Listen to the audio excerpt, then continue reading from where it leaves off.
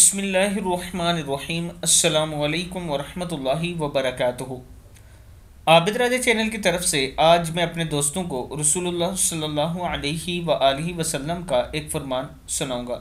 آپ دوستوں نے اسے غور سے سننا ہے اور اس پر عمل بھی کرنا ہے۔ سیدنا عبداللہ بن مسعود رضی اللہ تعالیٰ عنہ فرماتے ہیں کہ میں نماز پڑھ رہا تھا جبکہ نبی اکرم صلی اللہ علیہ وآلہ وسلم، حضرت ابو بکر اور حضرت عمر بھی ساتھ تشریف فرما تھے۔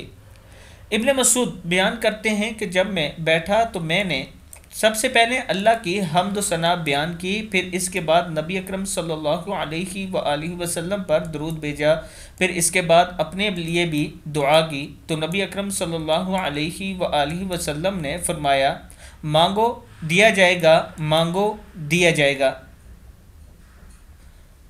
ترمذی کی حدیث ہے، یعنی اللہ تعالیٰ کی حمد و ثنا اور نبی اکرم صلی اللہ علیہ وآلہ وسلم پر درود پڑھنے کے بعد مانگی ہوئی دعا قبول ہوتی ہے۔ میں اپنے دوستوں سے گزارش کروں گا کہ اپنی دعاؤں کو ایسے ہی کیا کریں جیسے اس میں بیان کیا ہے، کہ پہلے اللہ تعالیٰ کی حمد و ثنا بیان کیا کریں، پھر درود شریف پڑھا کریں اور پھر اللہ تعالیٰ سے مانگا کریں۔